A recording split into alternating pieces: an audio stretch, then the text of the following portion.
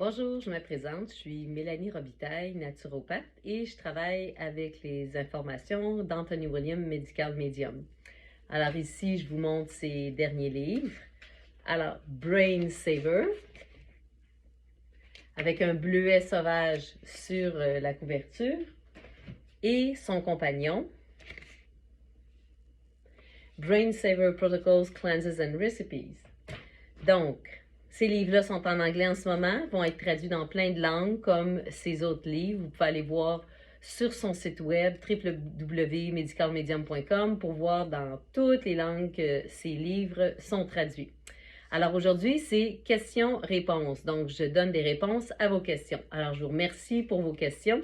Elles sont toutes très, très bonnes, excellentes. Alors, en fait, il n'y a aucune mauvaise question. Donc, vous ne vous gênez pas pour m'écrire et je vais essayer de faire à chaque semaine une vidéo, vos questions et les réponses. Alors, les sujets. Donc, maladie auto-immune, je vais parler de ça. Les fruits causent des ballonnements, point d'interrogation. Donc, une personne me pose cette question-là. Ensuite de ça, ménopause. Et puis, combien de temps pour guérir et les 3 aliments qui vont nuire le plus quand on a de l'inflammation et qu'est-ce qui peut aider. Alors, j'y vais en rafale. Première chose, auto-immune. Alors, quelqu'un me demande de spécifier au niveau de la maladie auto-immune. Ce qu'Anthony William explique, c'est que la théorie de la maladie auto-immune, elle est fausse. Donc, oui, la science a trouvé les anticorps. Exemple, par rapport à la thyroïde, quand on a des symptômes d'une maladie, la maladie d'Hashimoto, exemple, par rapport à la thyroïde. Alors, par contre, la conclusion que le système immunitaire s'attaque à nous, elle est complètement fausse selon ce qu'Anthony William explique dans tous ses livres, mais il va encore plus en détail dans le livre sur la thyroïde. Alors, ce qu'il explique, c'est que la science a découvert les anticorps, mais la conclusion qui a été tirée que les anticorps s'attaquent à notre corps, elle est fausse. Non, elle s'attaque à des virus qui sont là, que la science n'a pas trouvé. Des virus qui sont dans, exemple, la thyroïde. Alors, le corps, ce qui explique, c'est que le corps jamais, jamais, jamais va s'attaquer à lui-même. Jamais notre système immunitaire va s'attaquer à nous jusqu'à notre dernier souffle. Notre système immunitaire se bat pour nous à toutes les secondes de notre vie. Tout le temps, jusqu'à notre dernier souffle. C'est important de croire ça. Il dit c'est important de comprendre ça aussi. Et les gens ont d'énormes résultats de suivre les recommandations, les suggestions qu'il fait, entre autres dans ses livres ou sur son site web. Donc, pour quelqu'un de se faire dire « Monsieur, madame, vous avez une maladie auto-immune », c'est dévastateur parce qu'on se demande comment ça se fait que mon corps est fautif, qui est défectueux, qui s'attaque à lui-même. Et non, le corps fait tout en ce moment pour nous. Il s'attaque, notre système immunitaire s'attaque à des virus qui sont là, qui n'ont juste pas été trouvés à ce niveau-là dans l'organe. Donc, j'espère que ça répond à la question. Si c'est votre cas, sachez qu'il y a de l'espoir. Sachez que vous pouvez avoir des résultats. Et puis, donc, je vous suggère à ce moment-là n'importe quel livre, mais celui qui va en parler plus, c'est le livre sur la thyroïde. L'autre question. Alors, les fruits. Alors, quelqu'un m'écrit, les fruits, oui, je comprends que c'est bon pour la santé, mais lorsque j'en mange beaucoup, ça me cause des ballonnements. Alors, il peut y avoir, entre autres, 2 raisons principales pour lesquelles ça arrive. Un, les fruits, c'est extrêmement antiviral, c'est extrêmement antimicrobien, donc ça va aider à détruire des virus, des bactéries. C'est les aliments qui contiennent, ce sont les aliments qui contiennent le plus de substances antioxydantes. Ces substances-là sont extrêmement importantes parce que lorsqu'on s'oxyde, on vieillit, on s'approche de la mort, on veut des antioxydants pour préserver notre santé, pour rester en vie le plus longtemps possible. Et puis, donc, quand je mange beaucoup de fruits, si vous expérimentez plus de ballonnements, ça se peut que ce soit parce que c'est un effet de nettoyage.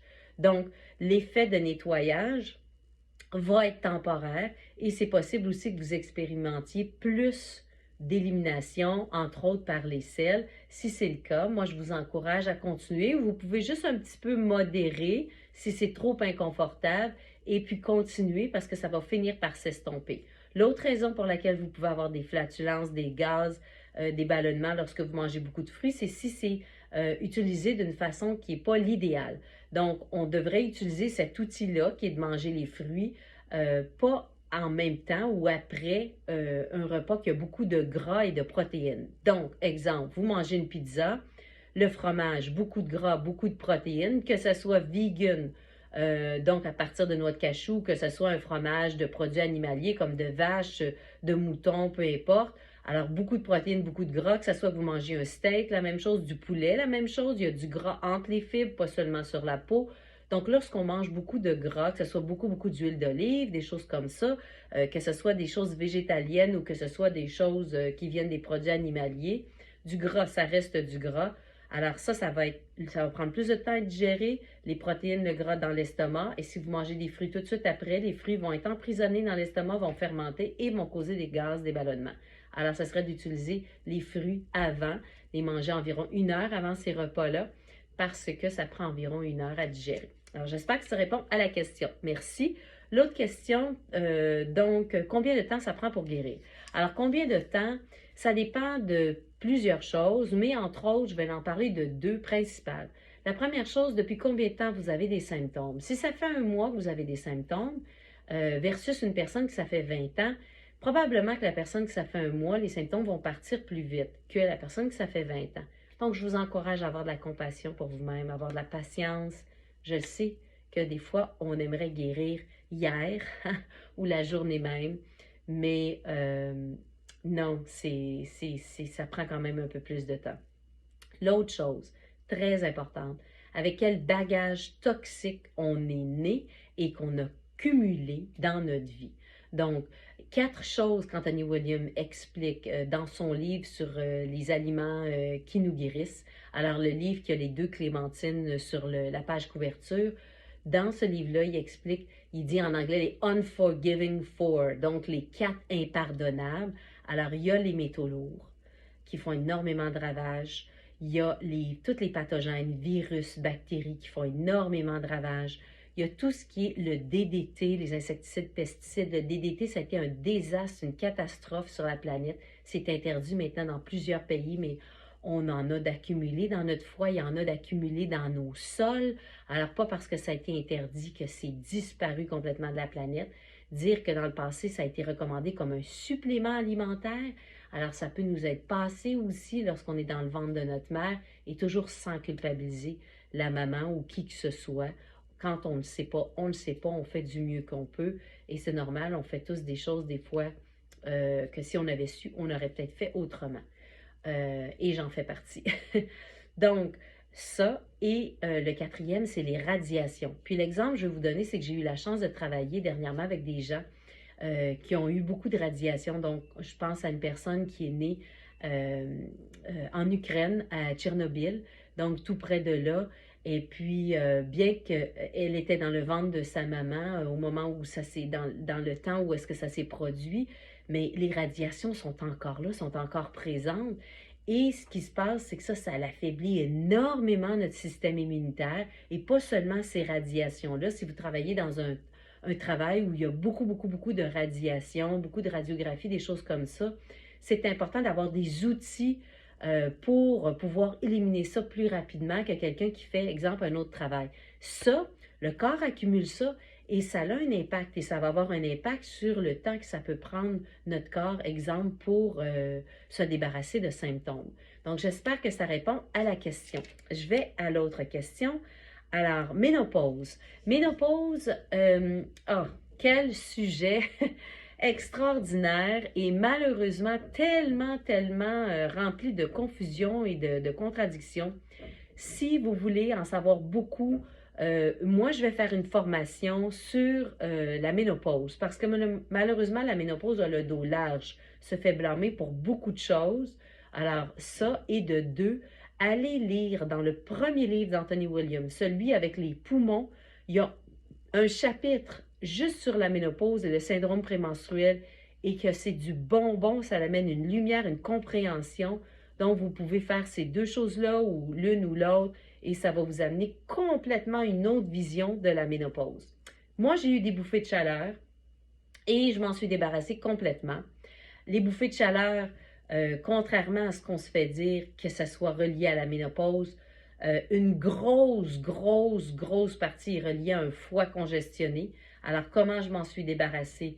En diminuant beaucoup le gras dans mon alimentation, en augmentant beaucoup le glucose, en permettant, en prenant des choses qui nettoient mon foie.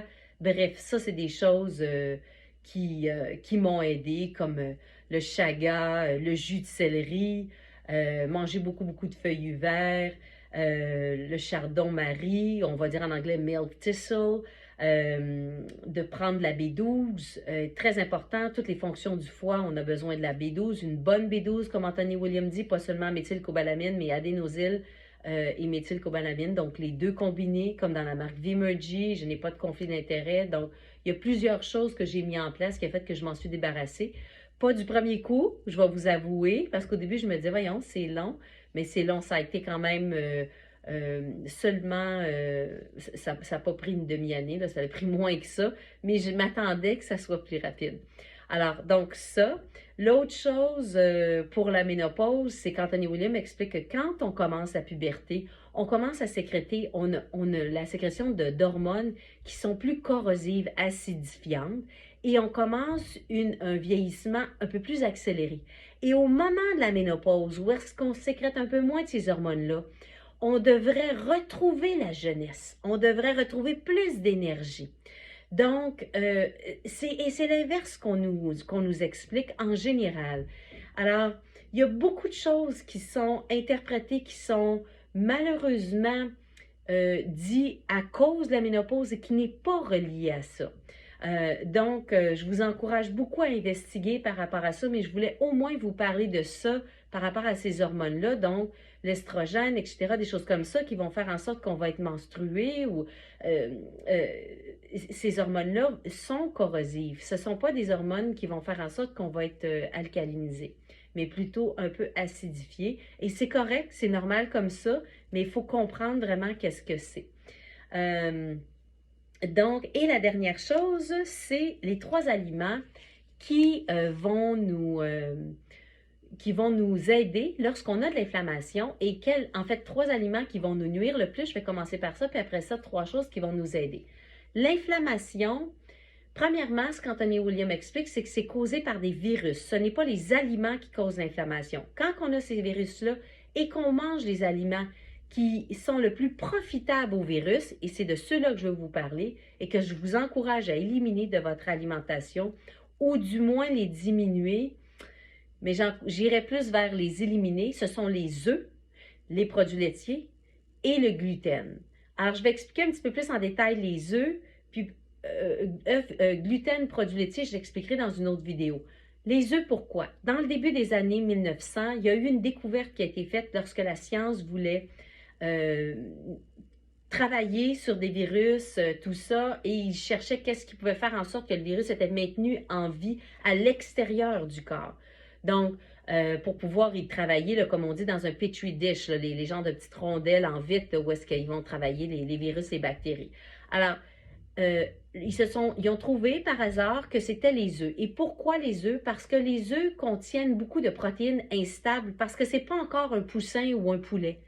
Les œufs ont des protéines qui sont très instables, et les enzymes, la quantité phénoménale d'enzymes qu'il y a dans les œufs et d'hormones les maintient pour que ça puisse devenir un poulet ou disons un poussin.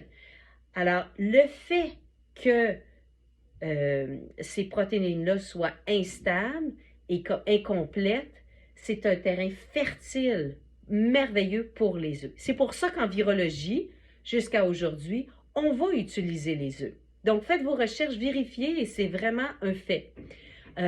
Donc, on ne veut pas avoir d'œufs dans notre alimentation ou des traces d'œufs, puis on veut éliminer les résidus qu'il y a dans notre corps le plus possible, pas parce qu'on arrête d'en manger aujourd'hui qu'il n'y en a plus de résidus dans notre corps non, ça prend quelques semaines, mais il y a moyen d'éliminer ces résidus-là.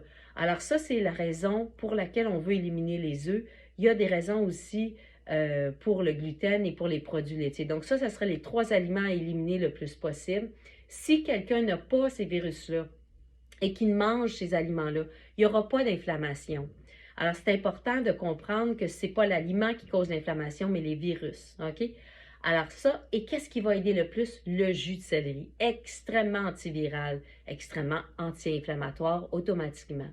Donc, on veut beaucoup de bons jus de céleri. La manière de le prendre sur un estomac vide le matin, minimum 2 tasses, ou sinon monter à 3 tasses ou à 4 tasses.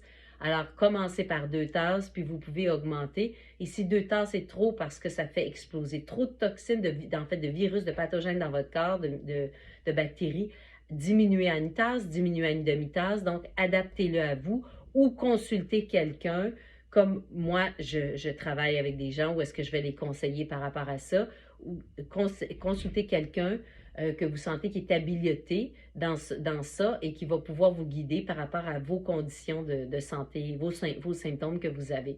Alors, 1. 2, qu'est-ce qui va aider à diminuer l'inflammation? En fait, tout ce qui est feuillus verts, donc les épinards, la laitue romaine, le persil extrêmement alcalin. Alors, c'est aussi antiviral, les feuilles verts.